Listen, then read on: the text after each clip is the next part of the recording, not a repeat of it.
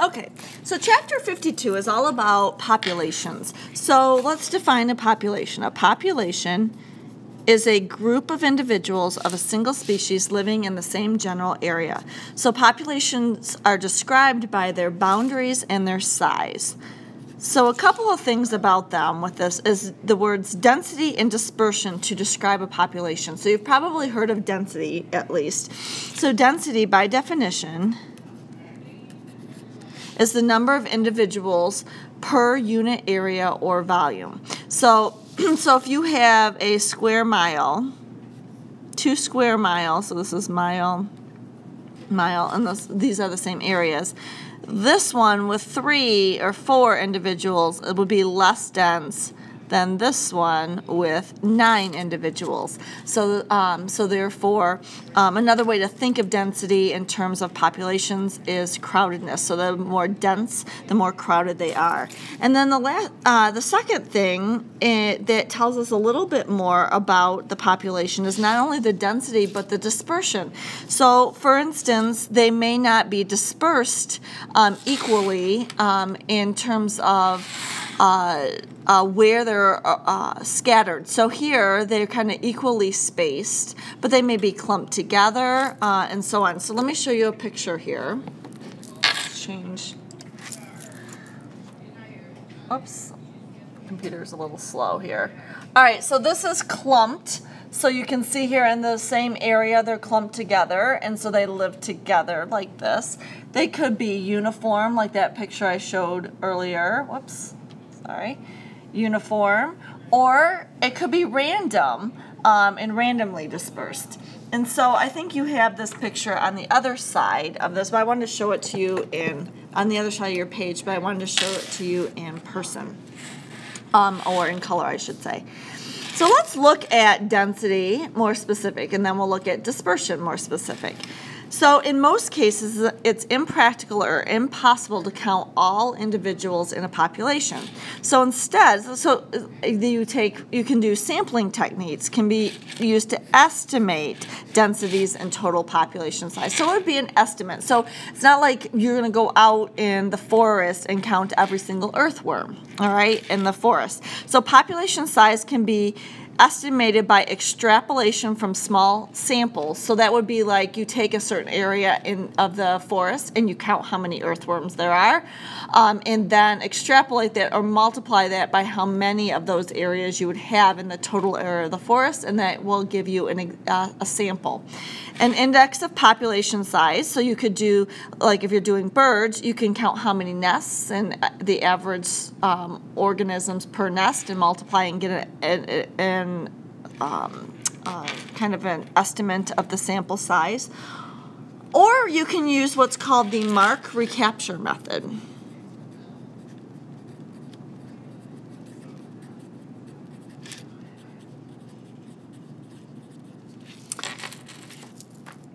So let's go through an example of this, how to determine population size using the mark recapture methods. So scientists capture, tag, and release a random sample of individuals in a population. Marked individuals are given time to mix back into the population. An example of a scientist capturing, tagging, or releasing individuals is they can tag, literally put a physical tag on them. So this is an example of a fish being tagged and then put back into the water. So therefore you can have these tagged fish within the lake or pond or whatever you're trying to study. All right, then scientists capture a second sample of individuals, we call that N, and note how many of them are marked. And then the whole population size is estimated, and then the population size is represented by the capital letter N. So let's just look back here at what we've done.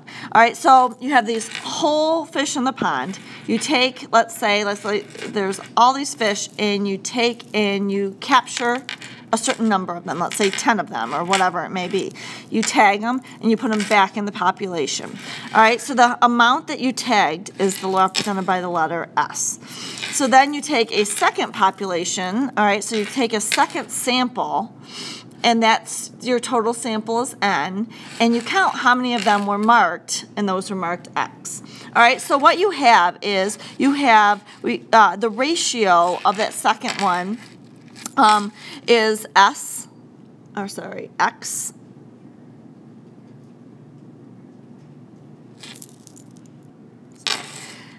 X over N. What that means is this is the ratio. The N is our whole amount we captured, and then we counted how many of that are marked. So let's say 10 of them are captured, only 2 of them are marked. So therefore we have that ratio.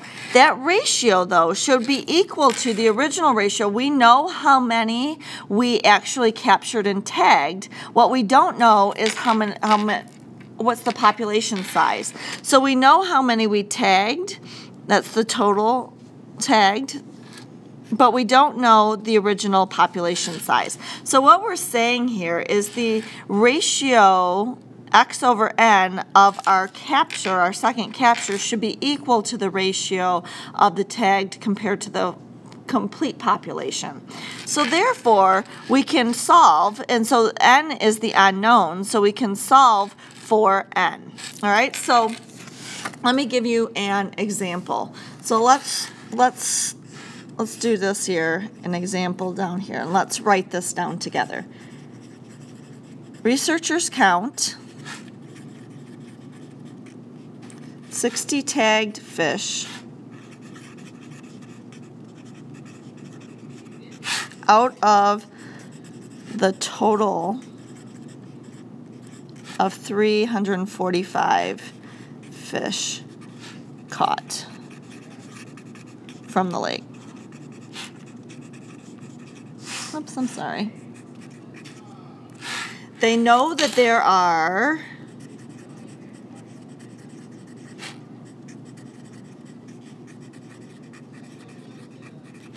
123 tagged fish in the lake. Write a proportion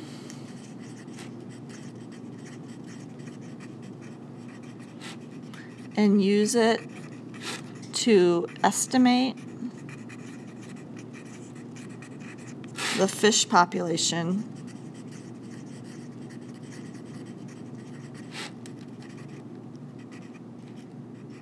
in the lake.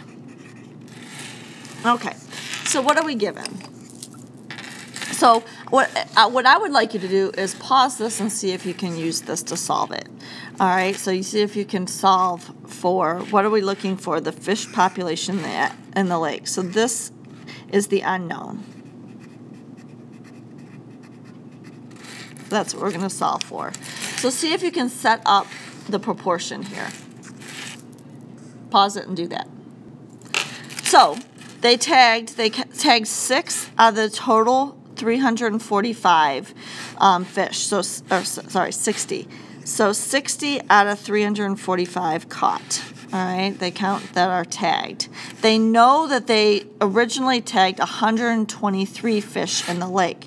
So they knew that they tagged 123 fish in the lake. We want to solve what's N.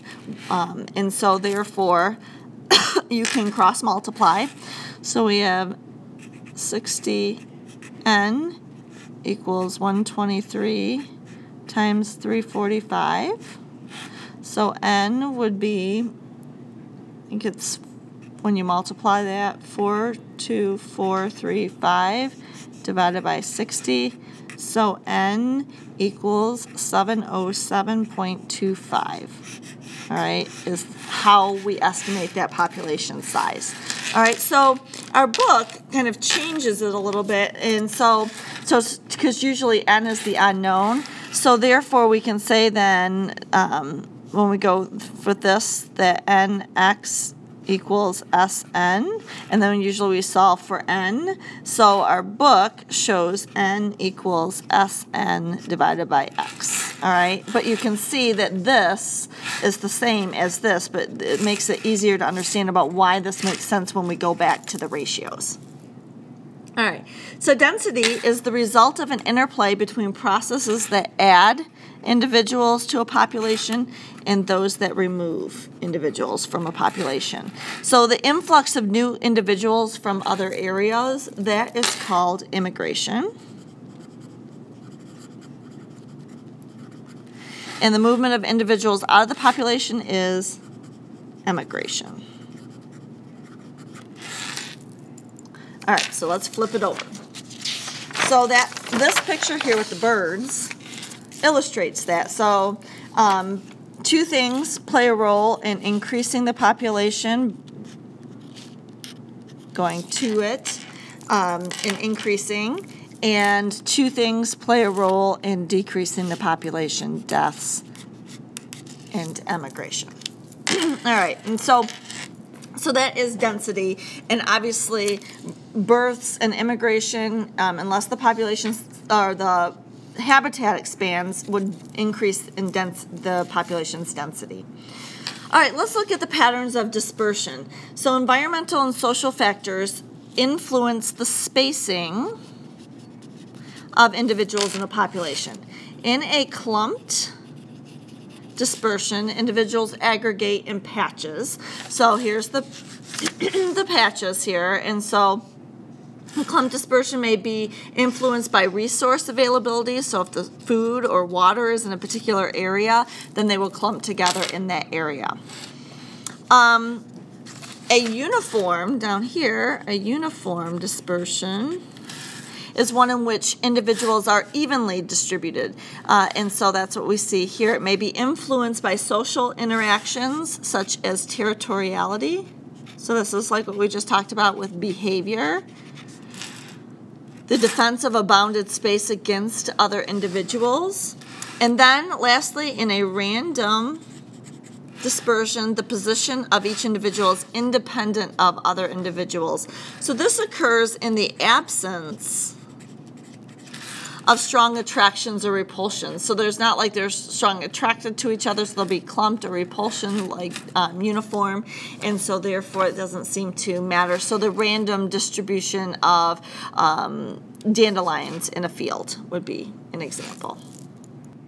So let's turn the page here. So now we're going to look at studying populations, and that's called, and the statistics, that's called demographics. So we're going to write that here, demographics. It's the study of the vital statistics of a population and how they change over time. So death rates and birth rates are of particular interest to demographers in this part of those statistics to see how populations change over time. So one way to study this is to look at what's called a survivorship curve. So a survivorship curve is a graphic way of representing the number or proportion of individuals surviving to each age of a species or group. So an example here of a survivorship curve, number of survivors in age, so over time. All right, so this is the age of the squirrels. And the number of survivors. So at time 0, this is the amount born. So this is showing you out of that amount, 1,000, how many of them are alive at age 1, 2, 3, 4, 5, and so on. The survivorship. That's what they mean. That means. So the survivorship curve for these, this is the Belding ground squirrel that the study was done on, shows a relative, and so notice here the slope doesn't change too much, so it shows kind of a constant death rate. And remember that's the slope of the line. All right, so it seems to have equal chance of survivorship or death rate or death at each age. Okay, so that's an example of a survivorship curve. Let's turn the page real quickly here and look at 3 different survivorship curves. There's basically 3 main categories. Not every single organism on Earth fits into one of these 3 main categories. They call them a type 1, type 2, and type 3 survivorship curves. So if we look here, here's the lifespan. It goes to 100 years, the number of survivors. And so in this case here, we have type 1, where the organisms stay alive for a long period of time, and so therefore they survive and then die in old age. Here, this is the Belding ground squirrel that we just looked at. So that's humans, no, type 1. Type 2 is the Belding ground squirrel that we just looked at. And then, so you have this constant with the Belding ground squirrel, the constant death rate. And then lastly we have, this is an oyster, where a lot of the individuals die off young, and then the rest of them can survive till older age. So this picture here for type 1 shows large or humans. I'm just going to write here, most large mammals show a type like this, a curve like this. This is the Belding ground squirrel. A lot of rodents, all right, show curves or a survivorship curve in this shape here. And like I said, this is an oyster. Other examples, fish and long-lived plants show a type 3. The strategy here, since the large mammals, their kids live till older age. They usually, in general, have less kids, but care more for their kids. So they protect it, feed, and so on. They're young and have a lot of care for their kids. On the flip side, on the opposite, for type 3, since a lot of the kids die early on, they have a lot of them. So fish and oysters lay a lot of eggs. Plants may release a lot of seeds, so like the dandelion, like all those little seeds. Maple trees with the little helicopters, and so on. Only a few of them actually survive. So they have different strategies for survival there. So then let's go back and fill in the bottom of this graph here. So it says survivorship curves can be classified into 3 general types. So type 1, type 2, type 3. We just talked about this. So what I'd like you to do is pause it and see if you can fill in those blanks. All right, so then type 1, you should have low death rates during early and middle life, type 1, and then the death rate is when they get older. Type 2, a constant death rate. That's like the Belding squirrels.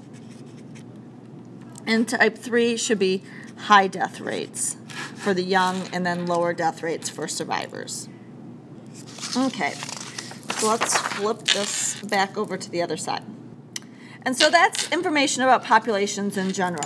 This next section, 52.3, we're going to look at the exponential growth model that describes population growth in an idealized, unlimited environment. What does idealized mean? That means that there's unlimited resources. Everything that the population needs is there, and so therefore it can grow to the maximum potential.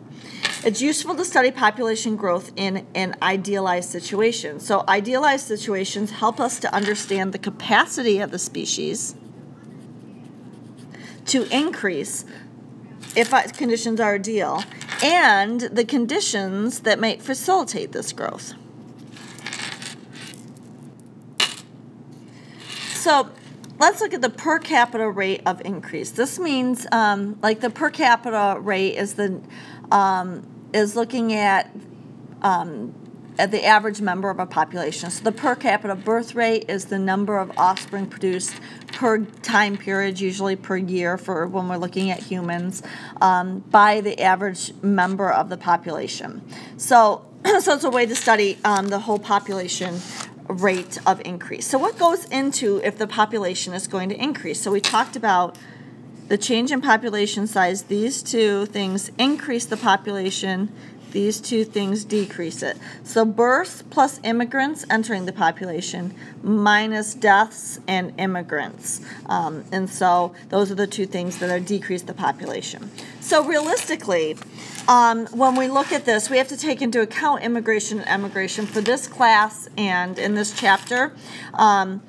We ignore immigration and emigration. And so we're going to look at just the population's growth rate or per capita increase equaling the birth rate minus the death rate.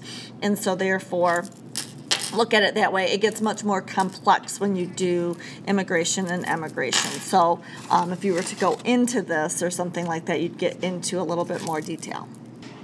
So the population growth rate can be expressed mathematically as, so what is delta N over delta T? Remember, delta equals change, and N is the change in the population size over time. So what's the change in the population size over a given time period? For humans, when we do this, it's usually a year. Like what's the rate of growth, how many increase or decrease per time period or per year. And then we say B minus D. So let's write on the other side what those things mean. So here it is over here. And I think let's rewrite it here because it's on the separate page. Change in N and change in T equals B minus D. So where change in N is the change in the population size, delta T is the change in time, it's the time interval. B is the number of births, and D is the number of deaths. So we're just going to take births minus deaths, and then we're going to build on that.